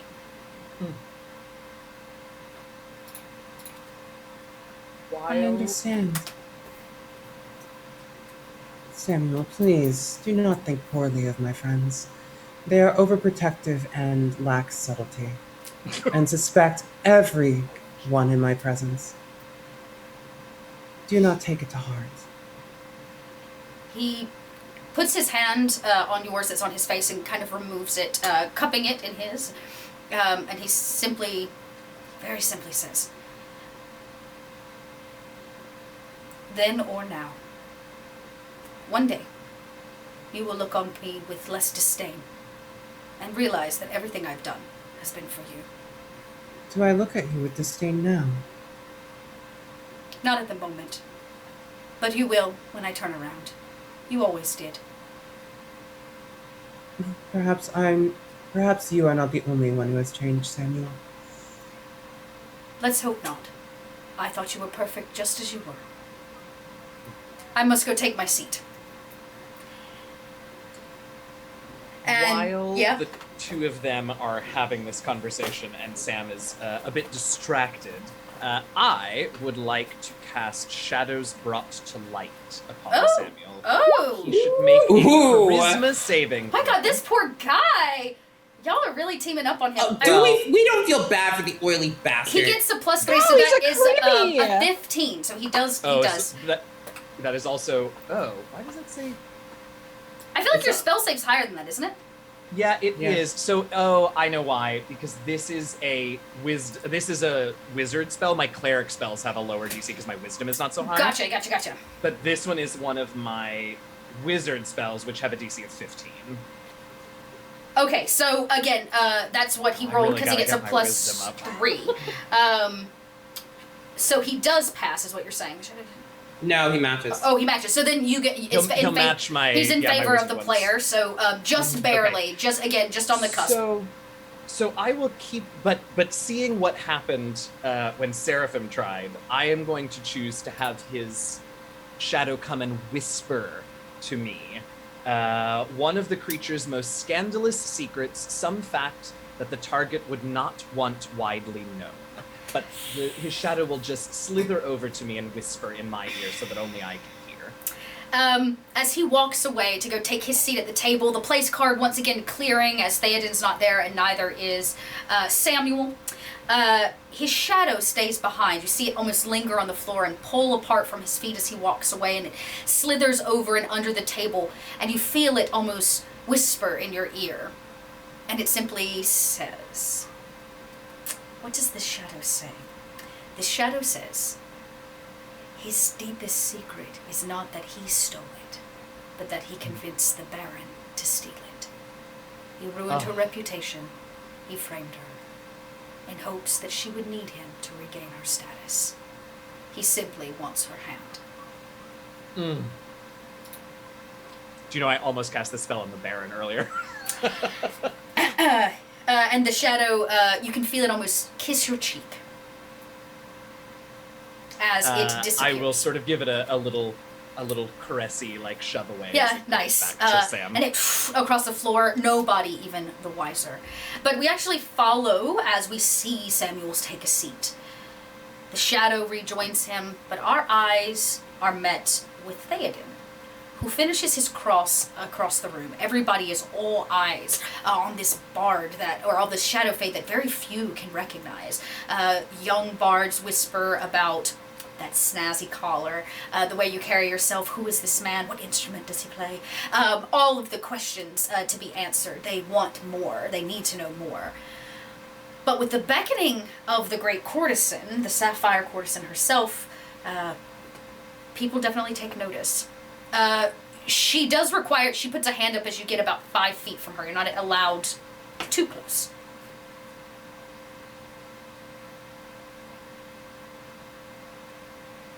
And she smiles at you. My mistress, you beckoned for my hand. Or maybe was it my ear? Or anything else? I wanted to see you closer. I do not know your self, your person. Who are you? Well, I am Theoden. I'm no. I doubt that is the case. You took the hand of Lady Lark earlier. I am no one in comparison to you. I wasn't able to finish. She smiles once again. I do not need your kind words, though I appreciate your flattery. Do you know a song, bard? I know many. One of love and wooing, longing. I do know such a song, but it is not of music that I play. Though I do play the strings of a heart, Oh. but it is through words I speak, and through poems. She lets That may out a rhyme. great sigh, and she pushes the two that are nearest her back, and she stands. And you can see her wings for the first time. Actually, I think there is a picture of her. There she is. She has this long blue hair, these kind of small horns that point out. And like I said, she does not wear a dress. She wears kind of these leather pants that show far too much down the side via lacing. And she stands up and she says, "A poet. Wonderful." She then looks over her shoulder at the princess. Then she looks back at you, Theoden, and she says, "Write me a poem. Right now. You can do it from your knees if you don't mind." Very well. He goes into a deep bow, landing onto his knees. He produces from his vest a notebook and a pencil, and his feather quill. He starts to write. And I think because You will roll a performance check. The band kind of lowers, right? Kind of lowers the music so that it's at a little bit of a lull. Everybody, including the queen and the princess, are watching. As you maybe take a knee. She stands, of course. You are welcome to say a poem if you'd like, or you can just roll a performance check. fine people, as he goes to stand, I find members of the court I do not wish to cloud your ears with the mere droolings of my heart. It is merely meant for his mistress and myself. These words will not make sense to those who are not of the same song which we sing. She swoons a little. And Can I help this? And instead of a dome of silence, can I cast a donut of silence around them? Oh! Like from a distance, like I'll overhear that and be like, Theoden, A donut. Of have at it. A Donut of silence. A donut of silence. I love Give it. you every advantage I can give you. And he then actually, as he was writing, he, I don't know if anybody would notice, but a twinkle, I think, of purple ink shoots down the quill of the pen, though he's always been writing in black ink. And when it does, I think he's going to write in a hypnotic missive. Oh! And it is going to say, for those who are locked in love, their eyes will be locked. And then it says over. And then you flip it over and it says, for those who are locked in love, their eyes will be locked. And then it says over. Do not show this to anyone. These are for your eyes, he says, as he passes this to her. She takes the paper and the quill, and she runs the feather up and down her face and her hair. So let's see what this does. You write on parchment, right? What is actually written is unimportant. The enchantment laid upon the word by the creature reads it. Convincing the other creature there's some importance to the message. This must be discovered. As she fans herself with your beautiful quill, you can see the purple ink runs down her hands. She cares not. And she takes the paper and she reads it, and you see her turn it over. And she turns it over again. And she steps in to you, breaking that distance. And she kind of boops you with your own quill right on the face. And she says, I have much to consider this evening. Don't go anywhere, Theoden. I don't plan to. She looks at the four other, we'll call them servants, worshippers that were with her, and she says, be gone. All of you disappoint me. And she leaves. A few of the other courtesans whisper, but she takes the paper and the pen, and she walks out. Now, the other three of you are watching from a distance. You see her leave. She seems happy, lost in some kind of Romeo and Juliet style trance, okay, as she's looking over this paper and pining over these words. But Vannon, Seraphim, and Lark, you see the princess. She looks like somebody dyed her pink poodle black. She looks like she could hang that courtesan. I cast. Can I have? We fully observe this. Everybody I cast does. a message to the princess. Oh, okay. What do you say to the princess? This is interesting. What is the princess's name, by the way? Oh, that's a good question. 'Cause I would know. You do, and she does have a name. I will get that for you. I feel like I said it last time, but I need to double check. Well, insert her name. I'll say, my dearest blank. Mm-hmm. It has been too long. If an encounter with our bard is what you desire,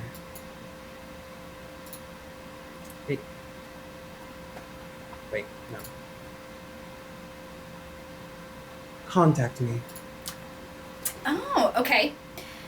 You can see there is a moment. You see she receives the message. Her eyes look left or whatever, as if she's hearing the thing in her head, because that's what happens. And you can see she clutches the pearls that aren't there as she looks over to Theoden, and then back all the way across this party to Lark. Lark winks at her. She does not smile, but you see she kind of nods in a very gingerly way, as if she could be nodding at anybody in your general area, Mm-hmm. but you know it's for you. Mm-hmm. And it is about this time that the door burst open. You can see that the announcer, you hear him say, wait, I must announce you. But in walks this hunchback creature. Robes that smell of sour water and sewage, of death and rot. And he kind of comes across, he's got a hood up, and he comes across the room in the court. You can hear the band ooh, drops out. And he walks past the table, past the people of import, straight to the bottom of the stoop, the throne stoop where the queen sits. And you hear his voice. The demon lord of the cockroaches has sent me to duel for the hand of your daughter. The queen does not look at this creature. Like, not even a little bit.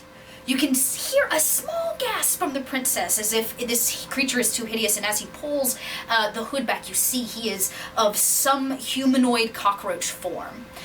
He stands roughly about 5 feet. He's, like I said, hunchback. His limbs are that of actual cockroach legs. They're rather disgusting. I immediately, as he approaches, get up and stride over to him, head held high. I bow. I do not look Sarastra in the eyes, but I bow deeply. Deeper even. Like, I basically go to the ground and just, like, fully hit it. Okay. And then I turn to the gentleman, I assume. Yes.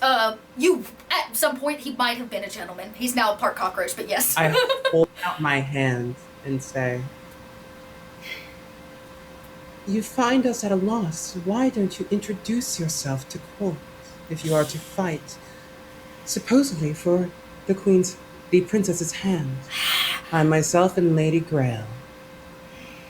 He kind of, you hear him like hissing and chittering under his breath, and he simply says, "I am simply an unnamed servant."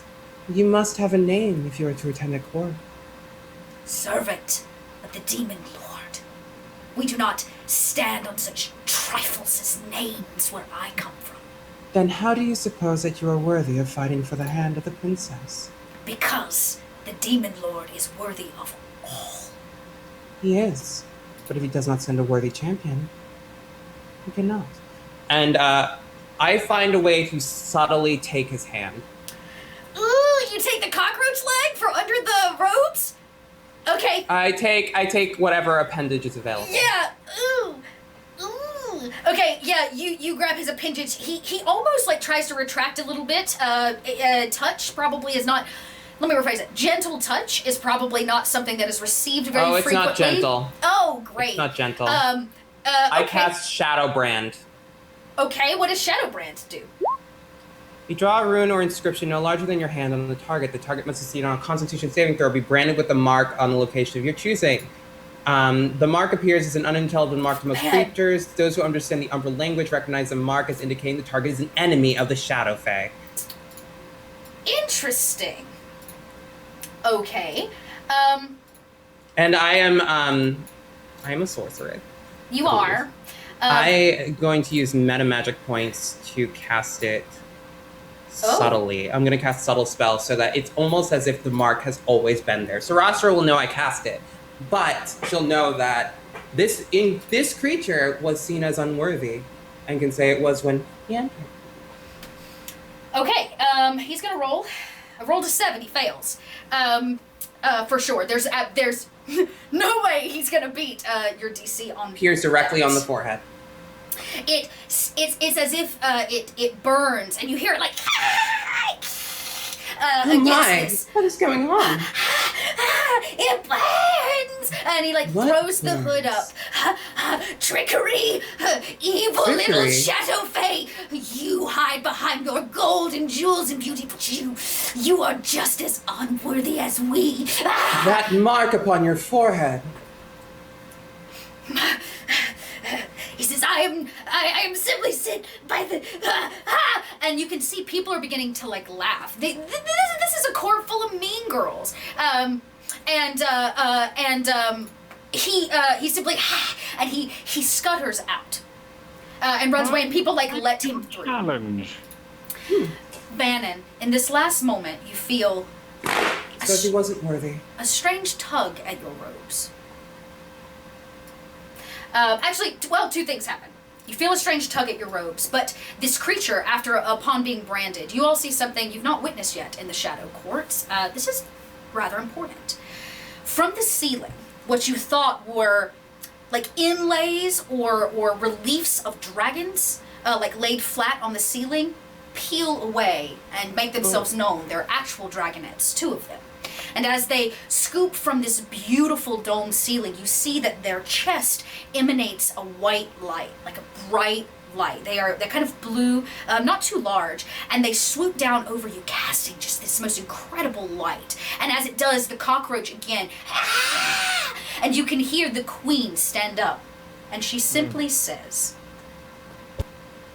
"You are not welcome in my courts.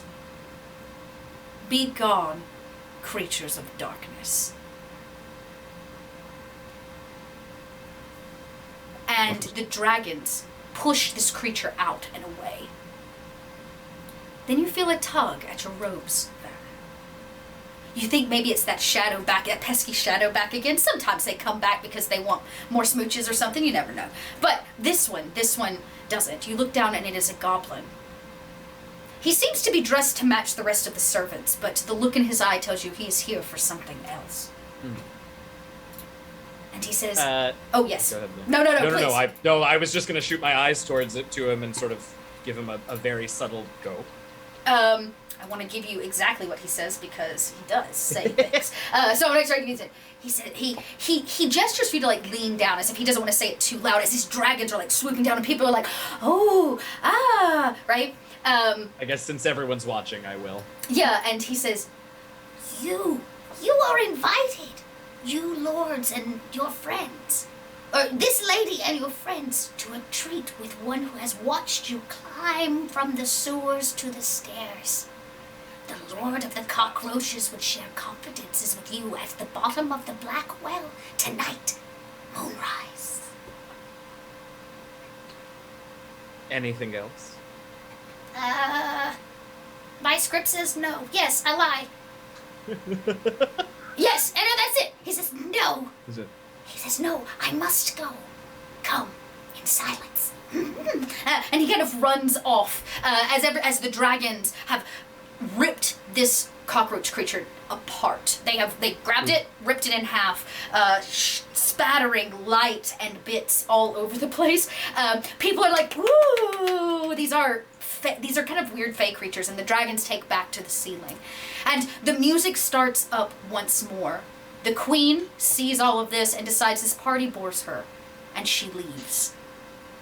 And we're going to end today's episode here because I am 2 minutes over. And we will come back next week to see if the crew will, in fact, take up the invitation from the Lord, the Demon Lord of Cockroaches himself. Or, will they woo more people and cause more drama? We'll have to find out. But let's quickly go around and do an outro. We have another episode next week, everybody, so gotta come back and find out how things go for them.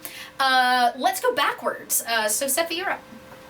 Hi, I'm Persephone, aka Persephorath everywhere online. I am a Twitch streamer. I'm the DM of Fast Times at D&D High, which you can find at fasttimesd.com. I also am active on Twitter. I have a TikTok, all under the same name, Persephorath. Go check all that stuff out. And yeah, that's it for now. Oh no. Cord. Hi, everybody. It's Cord, or Mythomatic. I also am a streamer, and I do things on the internet. Check me out at twitter.com/Mythomatic. See what I'm up to. I've got a lot of things. I wear a lot of different hats. I'm a professional tabletop performer over on Table Story, as well as several other channels. So check me out if you like that. I also am a partnered streamer, and I do cinematic roleplay, hardcore roleplay content. I've been dubbed as of lately. So check out what that means on my channel. And yeah, this has been great. Thanks, everybody. Fox. Rocket Fox. Yes. Hello, all. I am Rocket Fox. You can find me pretty much if you look up Rocket Fox anywhere. I will be there. And yeah, I stream over on my own channel, and I also have a podcast called Fantastically Strange. It's both fantastic and strange. So if either of those things sound interesting to you, it is for your ear holes. Hey, So, we love ear yes, holes. that's me. And last but certainly not least, Eugenio. Hi everybody, I'm Eugenio. You can follow me on Twitter to find out what I'm up to at DMJazzyHands.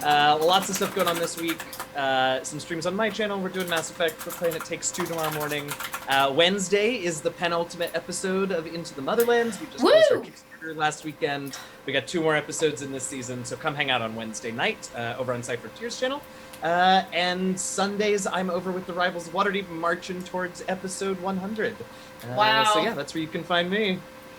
All right, friends, and I'm your littlest red dot here on Kobold Press, your little Kobold Twitch producer. You'll see me throughout the week. We'll be back here tomorrow night with the next run of the Scarlet Citadel. For all of you at home that supported the Scarlet Citadel Kickstarter, your copies are out to you if you did not know already, and you can get your own copy if you haven't purchased one already. Hard copies will be coming through the mail, but PDFs are available right now over at the Kobold Press store. Check us out at koboldpress.com, and then we'll be back Wednesday for more Kobold chats. If you missed anything, you can always check out our YouTube, including this, any of our other actual plays, and Wolfgang Bauer himself, who wrote Courts of the Shadowfae, sat down a couple weeks ago with me, and we hashed out all the Shadowfae lore that we could hash out without giving too much away. So if you want to know a little bit more of the setting of the Shadow Realm inside of Midgard and this game that we're playing, you can go check that out, because it was a great chat, and Wolfgang had a lot to say that you might not get from just the actual place. So get over there and support us in any way that you can. As for the drama bar tonight, we're gonna keep filling that next week, so I'll leave that little that donation there. Thank you everybody who rated us, subscribed, followed, all of those things, and we will see you next time. Same Kobold time, same Kobold channel. Bye everybody.